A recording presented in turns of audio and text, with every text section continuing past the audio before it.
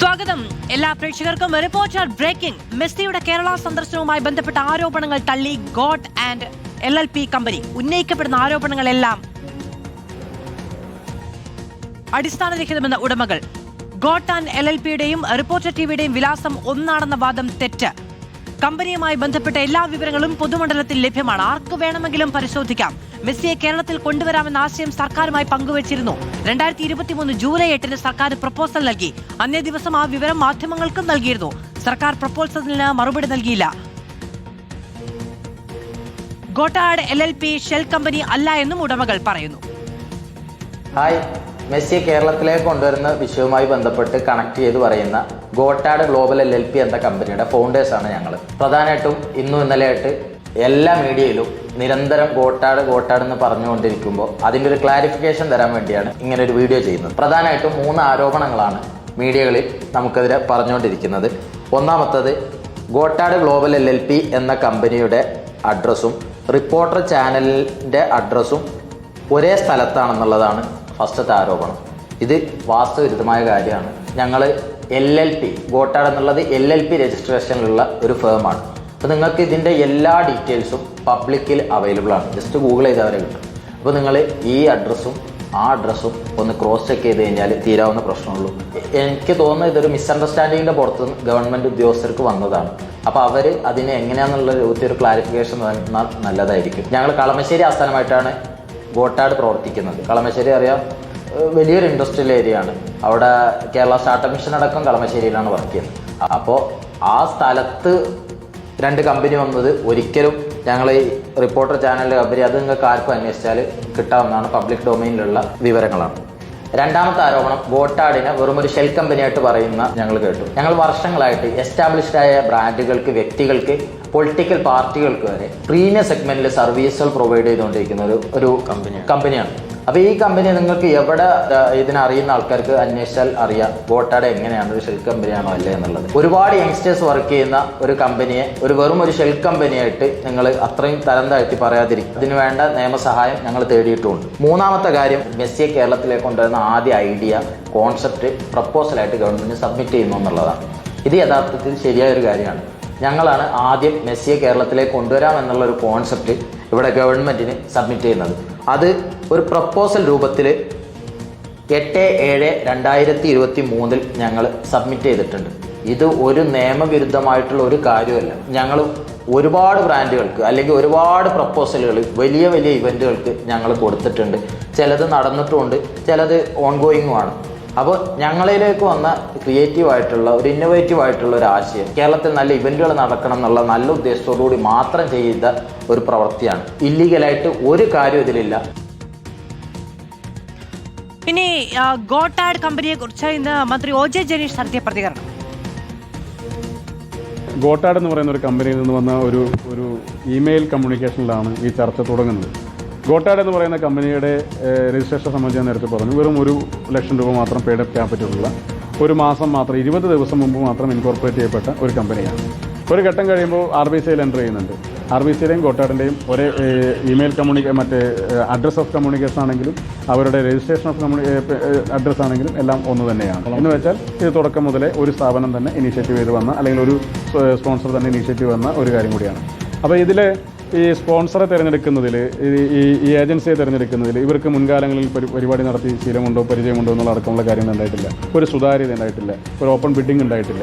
ഇതൊന്നുമില്ലാതെയാണ് ഇത് കൊടുക്കുന്നത്. അപ്പോൾ എങ്ങനെയാണ് അവരെ പ്രൊക്യൂർ ചെയ്തത് എന്നുള്ളതിനെ സംബന്ധിച്ച് ആശങ്കകൾ സ്വാഭാവികമായിട്ടും അന്വേഷണ വിധേയമാക്കപ്പെടേണ്ട കാര്യമല്ലേ.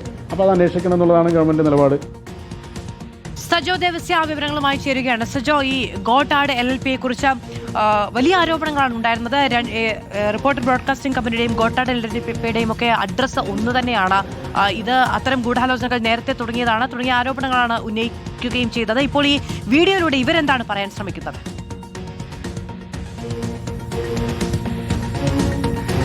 മാധു, കായിക വകുപ്പ് സ്പെഷ്യൽ സെക്രട്ടറിയുടെ റിപ്പോർട്ടും ആ റിപ്പോർട്ടിനെ പരാമർശിച്ച് വന്ന വാർത്തകളെ കുറിച്ചുമാണ്, അത് തള്ളിയാണ് ഗോട്ടാഡ് ഗ്ലോബൽ LLPയുടെ ചുമതലക്കാർ അല്ലെങ്കിൽ അതിന്റെ അമരക്കാർ ഇപ്പോൾ രംഗത്ത് വന്നിരിക്കുന്നത്. ഏറ്റവും പ്രധാനം, കളമശ്ശേരി ഒരു വ്യാവസായിക മേഖലയാണ്. കേരള ടെക്നോളജി ഇന്നൊവേഷൻ സെന്റർ ആയിക്കോട്ടെ, സ്റ്റാർട്ടപ്പ് മിഷൻ ആയിക്കോട്ടെ, ഇവയൊക്കെ പ്രവർത്തിക്കുന്ന സ്ഥലത്ത് ഒന്നിൽ കൂടുതൽ കമ്പനികൾ ഉണ്ടാകില്ല എന്ന അനുമാനം തന്നെ എന്തിന്റെ അടിസ്ഥാനത്തിലാണ് എന്നവർ ചോദിക്കുകയാണ്. അതായത് ഈ റിപ്പോർട്ടിന്റെയും അതിനെ ചുറ്റിപ്പറ്റി വന്ന പ്രചാരണങ്ങളുടെയും വാർത്തകളുടെയും റിപ്പോർട്ടുകളുടെയും പ്രധാന ഉള്ളടക്കം റിപ്പോർട്ടർ ബ്രോഡ്കാസ്റ്റിംഗ് കമ്പനിയുടെയും ഈ ഗോട്ടാർഡ് ഗ്ലോബൽ LLPയുടെയും മേൽവിലാസം ഒരേ സ്ഥലത്ത് തന്നെ എന്നതാണ്. അങ്ങനെ ഒരേ സ്ഥലത്ത് ഇതുപോലൊരു വ്യാവസായിക മേഖലയിൽ ഒരേ സ്ഥലത്ത് 2, 3, 4 അതിലധികമോ സ്ഥാപനങ്ങൾ ഉണ്ടാകുന്നതിൽ എന്താണ് തെറ്റ് എന്നവർ ചോദിക്കുകയാണ്. എന്ന് മാത്രമല്ല, നിയമപ്രകാരം രജിസ്റ്റർ ചെയ്ത് LLP രജിസ്ട്രേഷനുള്ള എസ്റ്റാബ്ലിഷ്ഡ് ആയ ഒരു സ്ഥാപനമാണ്. നിരവധി ആളുകൾക്ക് സേവനം നൽകുന്ന ഒരു സ്ഥാപനമായി പ്രവർത്തിച്ചു പോരുന്ന ഒന്നുമാണ് എന്നവർ പറയുന്നു. അതൊന്നാമത്തെ, അതായത് മേൽവിലാസത്തെക്കുറിച്ചുള്ള തെറ്റിദ്ധരിപ്പിക്കലാണ്. അത് ഉദ്യോഗസ്ഥർക്ക് വന്ന പിഴവായിരിക്കും, അത് അവർ വിശദീകരിക്കണം എന്നാവശ്യപ്പെടുകയാണ് സ്ഥാപനത്തിന്റെ പ്രതിനിധികൾ. അതുകൂടാതെ രണ്ടാമത്തെ കാര്യത്തിലേക്ക് വരികയാണെങ്കിൽ, മെസ്സിയെ കേരളത്തിൽ എത്തിക്കുന്നതുമായി ബന്ധപ്പെട്ട ഒരു ആശയം അവതരിപ്പിച്ചിട്ടുണ്ടോ എന്ന ചോദ്യം. അങ്ങനെ ഒരു ആശയം അവതരിപ്പിച്ചിട്ടുണ്ട്. 2023 ജൂലൈ 8-ന് അങ്ങനെ ഒരു ആശയം, ഒരു പ്രപ്പോസൽ അവതരിപ്പിച്ചിട്ടുണ്ട്. അങ്ങനെ ക്രിയേറ്റീവായ ഒരു ആശയം സർക്കാരിന് മുന്നിൽ വെക്കുന്നതിൽ എന്താണ് തെറ്റ് എന്നവർ ചോദിക്കുന്നു. അത് ഒരു പ്രപ്പോസലായി തയ്യാറാക്കി ഇമെയിലായി അയക്കുകയാണ് ചെയ്തത്. അത് സർക്കാരിന് ഇമെയിൽ അയക്കുക മാത്രമല്ല, അന്നേ ദിവസം ലഭ്യമായ എല്ലാ മാധ്യമങ്ങൾക്കും അവരുടെ ഇമെയിലുകളിൽ ഈ പ്രപ്പോസൽ അയച്ചു നൽകിയിട്ടുണ്ട്. അതിനെക്കുറിച്ച് ചർച്ചയുണ്ടാകണം എന്ന ആഗ്രഹത്തോടുകൂടി മുന്നോട്ട് വെച്ച ആശയം എല്ലാ മാധ്യമങ്ങൾക്കും അയച്ചു നൽകി. പിന്നീട് സർക്കാരിൽ നിന്ന് പ്രത്യേകിച്ചൊരു മറുപടിയും ഉണ്ടാകാത്തത് കൊണ്ട് ആ ആശയം അവിടെ സ്റ്റോപ്പായി. പിന്നീട് ആരതിലേക്ക് വന്നു പ്രവേശിച്ചു എന്നതിനെക്കുറിച്ച് തങ്ങൾക്ക് ഒന്നും അറിയില്ല എന്നവർ പറയുന്നു.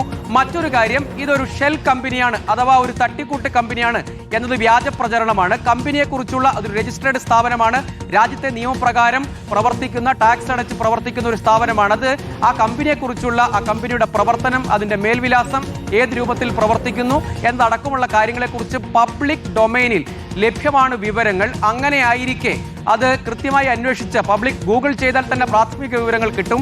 മറ്റുള്ളവയും ബിസിനസ് രംഗത്ത് പ്രവർത്തിക്കുന്നവർക്കറിയാം. അവയെക്കുറിച്ച് അന്വേഷിച്ചാൽ വളരെ കൃത്യമായി തന്നെ ഡോക്യുമെന്റ്സ് ഉള്ളതാണ്. അങ്ങനെ പബ്ലിക് ഡൊമൈനിൽ വിവരങ്ങൾ ലഭ്യമായ ഒരു കമ്പനിയെക്കുറിച്ച് തട്ടിക്കൂട്ട് കമ്പനി, ഷെൽ കമ്പനി എന്നെല്ലാം പറയുന്നത് തെറ്റാണ്. RBCയുമായി പ്രത്യേകിച്ച് എന്തെങ്കിലും ബന്ധമില്ല. തങ്ങളുടെ ആശയം ആ ഘട്ടത്തിൽ സർക്കാരിന് ഇമെയിൽ അയക്കുകയും അതുകൂടാതെ അവ മാധ്യമങ്ങൾക്ക് നൽകുകയും ഒക്കെ ചെയ്തതാണ്. ഇതിനെക്കുറിച്ച് തെറ്റായ പ്രചരണമാണ് നടക്കുന്നത്. മേൽവിലാസത്തിന്റെ കാര്യത്തിലായിക്കോട്ടെ, ആശയം അവതരിപ്പിച്ച കാര്യത്തിലായിക്കോട്ടെ, ഷെൽ കമ്പനി എന്ന വാദത്തിലായിക്കോട്ടെ, ഈ ആരോപണങ്ങളെല്ലാം തെറ്റാണ്. പബ്ലിക് ഡൊമൈനിലുള്ള പൊതുവിവരങ്ങളാണ്. അതിലൊരു കാര്യം മാത്രം, ആശയം അവതരിപ്പിച്ചു. അങ്ങനെ ഒരു ആശയം അവതരിപ്പിക്കുന്നതിൽ നിയമവിരുദ്ധമായ എന്താണുള്ളത്, തെറ്റായിട്ട് എന്താണുള്ളത്, ധാർമ്മികമോ നിയമവിരുദ്ധമോ ആയ തെറ്റ് എന്താണ് ഉള്ളത് എന്ന് വിശദീകരിക്കേണ്ടതാണ്. അപ്പോൾ റിപ്പോർട്ടിൽ ഇതെങ്ങനെ കടന്നുകൂടി, അത് സംബന്ധിച്ചുള്ള പ്രചാരണം, ഇവയെല്ലാം സമ്പൂർണ്ണമായും തെറ്റാണ്. അത് സംബന്ധിച്ച് റിപ്പോർട്ട് തയ്യാറാക്കിയവരോ അത്തരം വിവരങ്ങൾ കൈമാറിയവരോ ആണ് വിശദീകരിക്കേണ്ടത്. അതുകൊണ്ട് കമ്പനിയെക്കുറിച്ച്, ഈ ഗോട്ടാർഡ് ഗ്ലോബൽ LLPയെക്കുറിച്ച് ഇപ്പോൾ നടക്കുന്ന പ്രചാരണങ്ങൾ സമ്പൂർണ്ണമായും തെറ്റാണ്. എന്താണ് ഇവരുടെ ഭാഗം, അതായത് ഗോട്ടാർഡ് ഗ്ലോബൽ LLPയുടെ ഭാഗം എന്താണ് എന്ന് വളരെ കൃത്യമായി വിശദീകരിക്കാനാണ് അവർ ശ്രമിക്കുന്നത്. അതുകൊണ്ട് കമ്പനിക്കെതിരെ നടത്തുന്ന വ്യാജ പ്രചരണങ്ങളിൽ നിന്ന് പിൻവാങ്ങണം എന്ന ആവശ്യമാണ് അവർ മുന്നോട്ട് വയ്ക്കുന്നത്. സജോ ദേവസ്യാണ് വിവരങ്ങൾ നൽകിക്കൊണ്ടിരിക്കുന്നത്. സജോ, മാത്രമല്ല ഈ ഗോട്ടാർഡ് ഗ്ലോബൽ എന്ന് പറയുന്ന കമ്പനി, അവരാണ് 2023 ഇങ്ങനെ ഒരു പ്രപ്പോസൽ മുന്നോട്ട് വെച്ചത്. അന്ന് സർക്കാർ അതിനോട് അനുകൂലമായി പെരുമാറിയിട്ടില്ല. അതോടുകൂടി തങ്ങൾ ആ പ്രപ്പോസലുമായി പിന്നീട് മുന്നോട്ട് പോകുന്നില്ല എന്നതുകൂടി അവർ വ്യക്തമാക്കുകയാണ്.